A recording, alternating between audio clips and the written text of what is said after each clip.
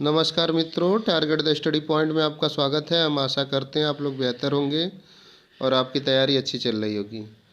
मित्रों, आज हम आरआरबी एनटीपीसी परीक्षा के अंतर्गत चयनित किए जाने वाले पोस्टों के बारे में देखेंगे कि इन पोस्ट की क्या जॉब प्रोफाइल है, क्या सुविधाएं मिलती हैं और इनमें क्या प्रमोशन के चांस हैं और क्या इनके कार्य हैं। तो चलिए मित्रों, हम आरआरबी एनटीपीसी के अंतर्गत आने वाले पोस्ट स्टेशन मास्टर के बारे में सर्वप्रथम देखते हैं। स्टेशन मास्टर आरआरबी एनटीपीसी के अंतर्गत आने वाली परीक्षा का सबसे अच्छी जॉब है। एक स्टेशन मास्टर 7th पे कमीशन में 4200 ग्रेड पे की नौकरी होती है, जिसकी तनख्वाह काफ़ी अच्छी होती है। इसके द्वारा जहाँ पे कार्य किया जाता है वहाँ पर गाड़ियों के सुरक्षा, सुचारू, सुरक्षित एवं नियमित रूप से संचालन की जिम्मेदारी स्टेशन मास्टर पे होती है। स्टेशन मास्टर पे नियुक्ति के बाद हमें रेलवे द्वारा दी जाने वाली मेडिकल सुविधाएं भी प्राप्त होती हैं। मेडिकल सुविधाएं बहुत ही अच्छी होती हैं। रेलवे के हॉस्पिटल हैं। अगर आपका इलाज रेलवे हॉस्पिटल से नहीं हो पा रहा है, अगर रेलवे हॉस्पिटल द्वारा आपको रेफ़र किया जाता है तो आप अपने मनचाहे हॉस्पिटल में अपना इलाज करा सकते हैं। जितना भी पैसा लगेगा सारे पैसे का वहन रेलवे करती है। मेरे जानने वाले खुद 2-3 लोग हैं जिनके इलाज में कम से कम 60 से 70 लाख रुपए का खर्चा आया है और सबका वहन रेलवे ने किया है। आइए हम देखते हैं स्टेशन मास्टर के प्रमोशन के क्या चांस हैं।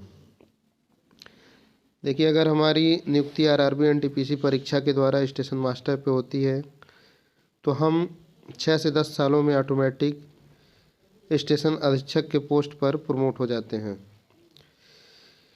स्टेशन अधीक्षक जिस स्टेशन पे कार्य करता है वह स्टेशन परिसर के अंदर होने वाले सभी आधिकारिक कार्यों के लिए जिम्मेदार होता है। सबकी निगरानी, उसी की देखरेख में सब कार्य किए जाते हैं।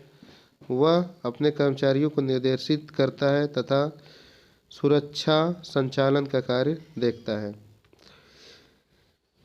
फिर इसके बाद डिपार्टमेंटल एग्ज़ाम आता है क्लास 2 के लिए एओएम का। तो जिनकी भी तैयारी अच्छी रहती है वे लोग एओएम का एग्ज़ाम दे सकते हैं। अगर आपका स्टेशन मास्टर पे कार्य करते हुए 5 साल की सर्विस कंप्लीट हो गई है तो आप एओएम के एग्ज़ाम में बैठने के लिए एलिजिबल हैं। और जैसे ही आपका एओएम पे सिलेक्शन हो जाता है 5-6 साल में आप डीओएम के पोस्ट पर ऑटोमेटिक प्रमोट हो जाएंगे। डीओएम क्लास 1 पोस्ट है। आईआरटीएस के थ्रू ये लोग आते हैं। तो मित्रों, इस तरह से देखा जाए तो स्टेशन मास्टर की जॉब बहुत अच्छी है। इसमें प्रमोशन के बहुत अच्छे चांस हैं। सैलरी अच्छी है, मेडिकल सुविधाएं मिलती हैं। आइए हम देखते हैं कि स्टेशन मास्टर की पे स्लिप है कि कितना वेतन इनको मिलता है। देखिए, स्टेशन मास्टर लेवल 6 है। इनका बेसिक पे 37,600 है। तो इसके अकॉर्डिंग ये देखिए पे स्लिप है। पे कितना हो गया? बेसिक 37,600। इस पे डीए मिलता है, फिर एचआरए मिलता है। अगर आप हाउस नहीं लेते हैं तब, हाउस अगर ले लेंगे तो आपका एचआरए नहीं मिलेगा।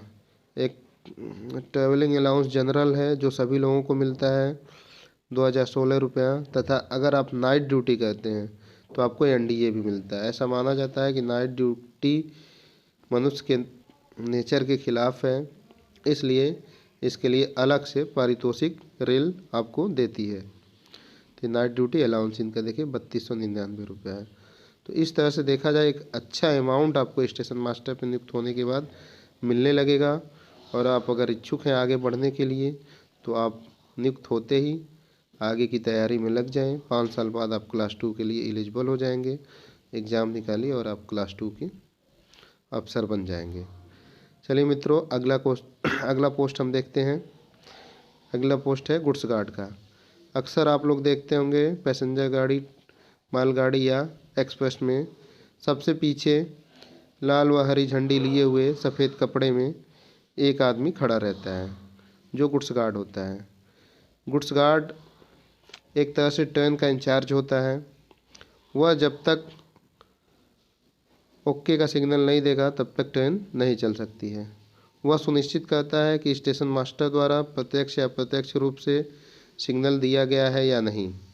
गार्ड के पास ट्रेन से संबंधित सभी लिखित दस्तावेज होते हैं, जैसे कोचों की संख्या कितनी है, कोच की कैपेसिटी क्या है, अगर मालगाड़ी है तो मालगाड़ी के एक कोच में कितने टन गुड्स है, मालगाड़ी में कितने डिब्बे लगे हुए हैं, सभी डिब्बे के दरवाजे अच्छी तरह से सील हैं या नहीं, आदि की जानकारी रखना और देखना गुड्स गार्ड का कार्य होता है।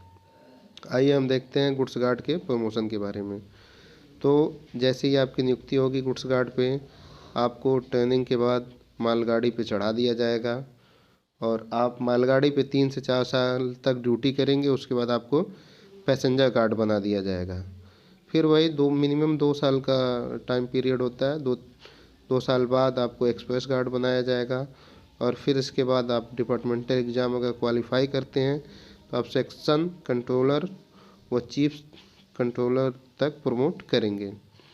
तो इस तरह से देखा जाए तो गुड्स गार्ड भी प्रमोशन अच्छा है, सैलरी अच्छी है। इन लोगों को पर किलोमीटर के हिसाब से माइलेज भी दिया जाता है, जिससे इनकी सैलरी काफ़ी अच्छी हो जाती है। और गुड्स गार्ड में जब आप ड्यूटी पे चढ़े तभी आपकी जिम्मेदारी है, जैसे आपकी ड्यूटी ख़त्म उसके बाद आप जिम्मेदारी मुक्त हैं। ये कम टेंशन वाली जॉब है, लेकिन जब तक आप ड्यूटी पे हैं तब तक पूरा कंसंट्रेशन आपको बना के रखना होता है ताकि कोई दुर्घटना घटित ना हो। ठीक है मित्रों, अब हम पेमेंट के बारे में देख लेते हैं कि गुड्स गार्ड की सैलरी कितनी आती है। तो गुड्स गार्ड का जो ग्रेड पे है वो 2800 है। तो बेसिक इनका 29,200 हो जाता है। फिर इस पर HRA मिलता है, DA मिलता है, ट्रैवलिंग अलाउंस जनरल मिलता है और अलग से इन लोगों को माइलेज मिलता है, जो इस समय 4 रुपये 20 पैसे पर किलोमीटर के हिसाब से है।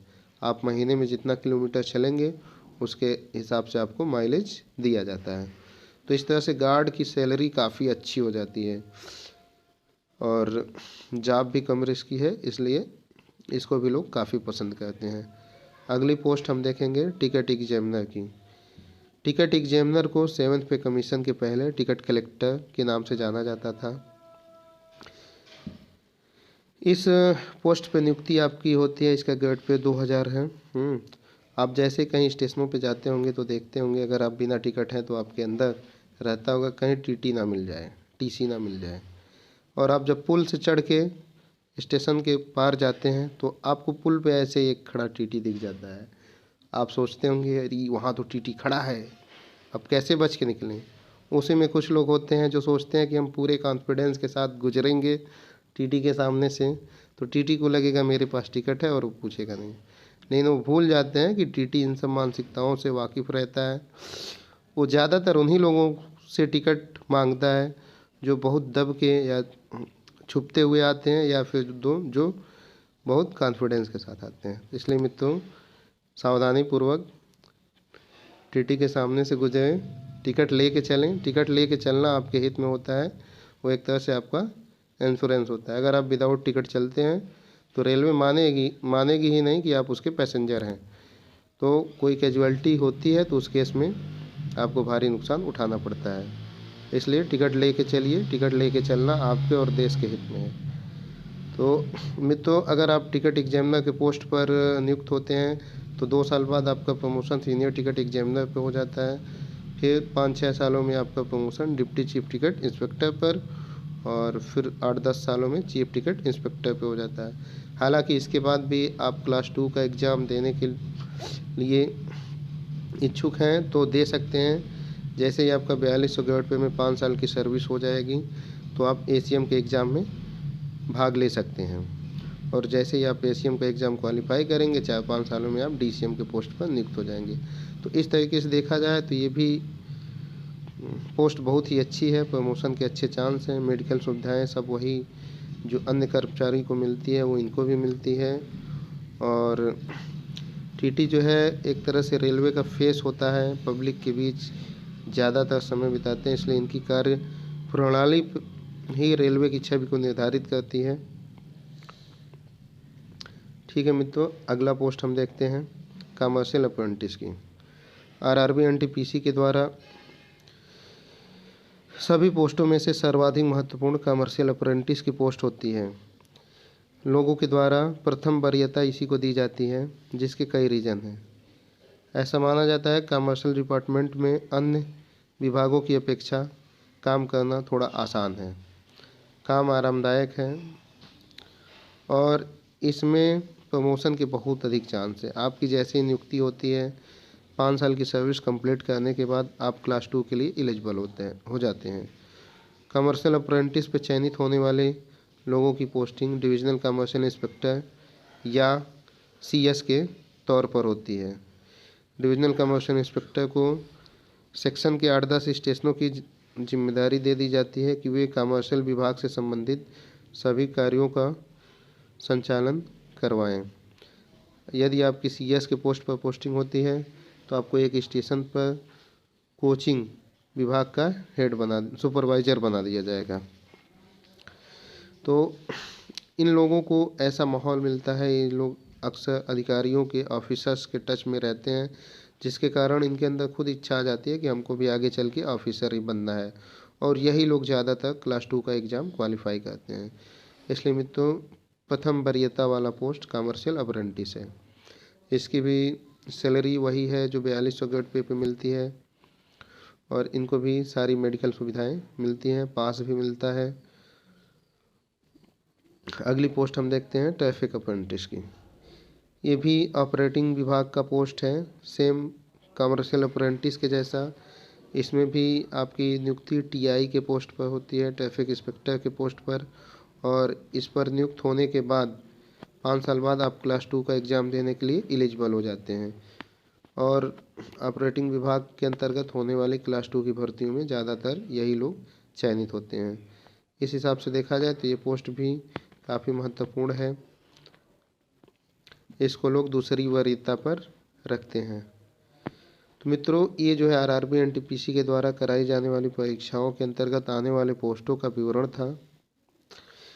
इन सभी पोस्टों के लिए योग्यता स्नातक मांगी जाती है, सिवाय टिकट एग्जामिनर के। टिकट एग्जामिनर के लिए योग्यता 12th पास है, जिसमें 50% आपके मार्क्स होने अनिवार्य हैं और सभी के लिए अलग अलग मेडिकल स्टैंडर्ड हैं, उन मेडिकल स्टैंडर्ड को पास करना ज़रूरी होता है। ठीक है मित्रों, तो हम आशा करते हैं आपको हमारे द्वारा दी गई जानकारी अच्छी लगी होगी। अगर जानकारी अच्छी लगती है तो पोस्ट को लाइक करें, चैनल को सब्सक्राइब करें, बेल आइकन को भी प्रेस करें ताकि अगली वीडियो का नोटिफिकेशन तुरंत आपको मिले। धन्यवाद।